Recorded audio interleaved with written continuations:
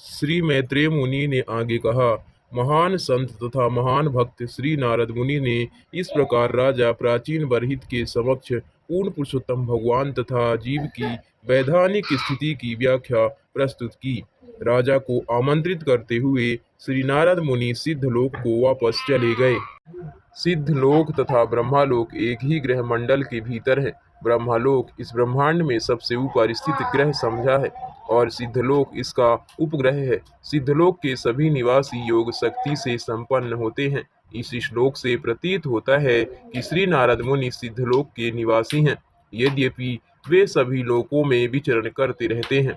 सिद्धलोक के सभी निवासी अंतरिक्ष पुरुष हैं और वे बिना किसी यंत्र के अंतरिक्ष में विचरण कर सकते हैं। सिद्धलोक के निवासी मात्र अपनी यौगिक सिद्धि के बल पर एक लोक से दूसरे लोक की यात्रा कर सकते हैं। महान राजा प्राचीन बरहित को उपदेश देने के बाद श्री नारद मुनि सिद्धलोक को चले गए और राजा को सिद्धलोक का आमंत्रण देते गए। अपने मंत्रियों की उपस्थिति में राजा ऋषि प्राचीन बरहित ने अपने पुत्रों को नागरिकों की रक्षा करने हेतु आदेश छोड़ा। तब उन्होंने घर छोड़ दिया और तपस्या हेतु कपिला आश्रम नामक तीर्थ स्थान के लिए प्रस्थान किया। इस श्लोक में राजा सर्ग शब्द अत्यंत महत्वपूर्ण है। जब राजा ऋषि प्राचीन बरहित को श्री नारद मुनि ने गृह त्याग करने तथा भगवत भक्ति करने की प्रेरणा दी, तब तक उनके पुत्र जल में तपस्या करके नहीं लौटे थे, किंतु उन्होंने उनके वापस आने की प्रतीक्षा नहीं की, अपितु यह संदेश देते गए कि वे प्रजा की रक्षा करें। वीर राघव आचार्य के अनुसार ऐसी रक्षा का अर्थ है प्रजा को 4 वर्णों तथा 4 आश्रमों के विशिष्ट विभागों में गठित करना। राजाओं का यह उत्तरदायित्व होता था कि वे यह देखें कि प्रजा चारों वर्णों क्षत्रिय, वैश्य तथा शूद्र तथा चारों आश्रमों की धर्मों का पालन कर रही हैं। इस वर्णाश्रम धर्म को सुगठित किए बिना किसी राज्य में प्रजा पर शासन चलाना अत्यंत कठिन है। मात्र विधान सभा में प्रत्येक वर्ष अधिनियम बनाकर राज्य में प्रजा पर शासन करना तथा उन्हें पूर्ण शांति में रखना संभव नहीं है। अच्छी सरकार के लिए वर्णाश्रम धर्म अत्यावश्यक है। मनुष्य के एक वर्ग ब्राह्मणों को बुद्धिमान तथा ब्राह्मण के रूप में योग्य होना चाहिए। दूसरे वर्ग क्षत्रिय को प्रशासन में प्रशिक्षित होना चाहिए। अन्य वर्ग वैश्य को व्यापार में और इससे भी अवर वर्ग शूद्र को भी श्रम में प्रशिक्षित होना चाहिए।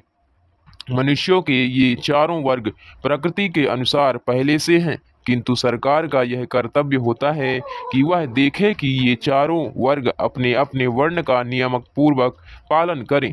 यह अभिरक्षण कहलाता है। महत्वपूर्ण बात यह है कि जब श्री नारद मुनि के उपदेश से महाराज प्राचीन बरहित जीवन के उपदेश के प्रति आश्वस्त हो गए, तो उन्होंने अपने पुत्रों के लौटने की क्षण मात्र भी प्रतीक्षा नहीं की, वरना तुरंत ही प्रस्थान कर दिया।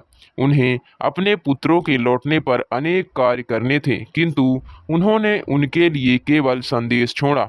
उन्होंने जान लिया था कि उनका मुख्य कर्तव्य क्या था। उन्होंने अपने पुत्रों के लिए केवल संदेश छोड़ा और वे आध्यात्मिक उन्नति के लिए घर छोड़कर चले गए। यही वैदिक सभ्यता की विधि है। श्रीधर स्वामी हमें बताते हैं कि कपिल आश्रम गंगा नदी तथा बंगाल की खाड़ी के संगम पर स्थित है, जिसे अब गंगा सागर कहा जाता है। आज भी यह स्थान तीर्थ स्थान के रूप में प्रसिद्ध है और मकर संक्रांति के दिन प्रति वर्ष लाखों लोग यहाँ एकत्र होकर स्नान करते हैं। इसका नाम कपिल आश्रम इसलिए है क्योंकि यहाँ पर भगवान श्री कपिल ने रहकर तपस्या की थी। भगवान श्री कपिल ने सांख्य दर्शन का प्रवर्तन किया। कपिलाश्रम में तपस्या करके राजा प्राचीन बरहित ने समस्त भौतिक उपाधियों से पूर्ण मुक्ति प्राप्त कर ली। वे श्री भगवान की दिव्य प्रेमा भक्ति में निरंतर लगे रहे और गुणात्मक दृष्टि से श्री भगवान के ही समान आध्यात्मिक पद पर पहुंच गए। तत्संज्ञाताम आगात पद का विशेष महत्व है। राजा ने श्री भगवान के ही समान पद प्राप्त कर लिया। इससे यह निश्चित रूप से सिद्ध हो जाता है कि पूर्ण पुरुषोत्तम भगवान सदैव पुरुष होते हैं। अपने निराकार पहलू में वे अपने दिव्य शरीर की किरणों के समान होते हैं। जब जीव आध्यात्मिक सिद्धि प्राप्त कर लेता है तो उसे भी सच्चिदानंद विग्रह जैसा शरीर मिल जाता है। यह आध्यात्मिक शरीर कभी भी भौतिक तत्वों के साथ नहीं मिलता। यद्यपि बद्ध जीवन में वह भौतिक तत्वों यथा पृथ्वी, जल, अग्नि, वायु, आकाश, मन, बुद्धि, अहंकार से घिरा रहता है, किंतु वह उनसे सदा पृथक भी बना रहता है। दूसरे शब्दों में जीव किसी भी समय भौतिक स्थिति से मुक्त हो सकता है, बशर्ते कि वह ऐसा करना चाहे। यह भौतिक परिवेश माया कहलाता है। श्री कृष्ण के कथन के अनुसार भौतिक प्रकृति के 3 गुणों से बनी हुई मेरी यह दैवी शक्ति माया को पार करना अत्यंत कठिन है, परंतु जो मेरे शरणागत हो जाते हैं वे सुगमता पूर्वक इसे पार कर जाते हैं। जो ही जीव श्री भगवान की दिव्य प्रेम भक्ति में लग जाता है वह तुरंत ही समस्त भौतिक स्थितियों से मुक्ति पा लेता है। जीव भौतिक स्थिति में जीवभूत पद पर रहता है, किंतु जब वह श्री भगवान की भक्ति में सेवा करता है तो वह ब्रह्माभूत पद को प्राप्त होता है। ब्रह्माभूत पद पर जीव भौतिक बंधन से छूट जाता है और श्री भगवान की सेवा में लग जाता है। इस श्लोक में आए हुए धीर शब्द को कभी कभी वीर पढ़ा जाता है। वास्तव में इन दोनों में बहुत अंतर नहीं है। धीर का अर्थ है गंभीर और वीर का अर्थ है बहादुर। जो माया से संघर्ष करता है वह वीर बहादुर है, और जो अपनी स्थिति को समझने में अत्यंत गंभीर होता है वह धीर है। बिना धीर अथवा वीर बने वह आध्यात्मिक मोक्ष प्राप्त नहीं कर सकता। जो कोई जीव के आध्यात्मिक अस्तित्व को समझने से संबंधित श्री नारद मुनि द्वारा कहे गए इस आख्यान को सुनता है या ऐसे अन्यों को सुनाता है वह देहात्म बुद्धि की अवधारणा से मुक्त हो जाएगा। यह भौतिक सृष्टि आत्मा का स्वप्न है। वस्तुतः इस भौतिक जगत का संपूर्ण अस्तित्व महाविष्णु का स्वप्न है, जैसा कि ब्रह्मा संहिता में वर्णन मिलता है। यह भौतिक जगत महाविष्णु की स्वप्न अवस्था द्वारा उत्पन्न हुआ है। वास्तविक मंच तो आध्यात्मिक जगत है, किंतु जब आत्मा पूर्ण पुरुषोत्तम भगवान का अनुकरण करता है तो वह इस स्वप्न जगत में भेज दिया जाता है। प्रकृति के भौतिक गुणों के संपर्क में आने के पश्चात जीव सूक्ष्म तथा स्थूल शरीरों को विकसित करता है। जीव को जब श्री नारद मुनि या उनके दासों की संगति करने का सुअवसर मिलता है तो वह भौतिक सृष्टि के स्वप्न लोक तथा देहात्म बुद्धि से मुक्त हो जाता है। श्री नारद मुनि द्वारा उद्बोधित यह आख्यान पूर्ण पुरुषोत्तम भगवान की दिव्य ख्याति से पूर्ण है।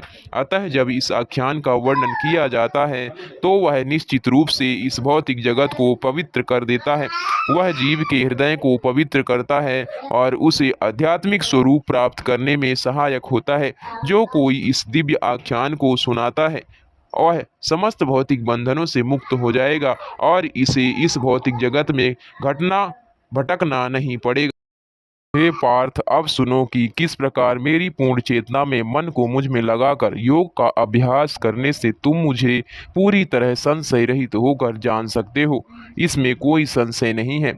जब हम श्री कृष्ण भावना भावित होने के उद्देश्य से अपने आप को भगवत भक्ति में लगाते हैं तो हम न केवल श्री कृष्ण को अपितु श्री कृष्ण से संबंधित प्रत्येक बात को समझ लेते हैं। Hare Krishna Krishna Krishna Hare Hare, Hare Ram Ram Ram Hare. Please subscribe my channel please. Hare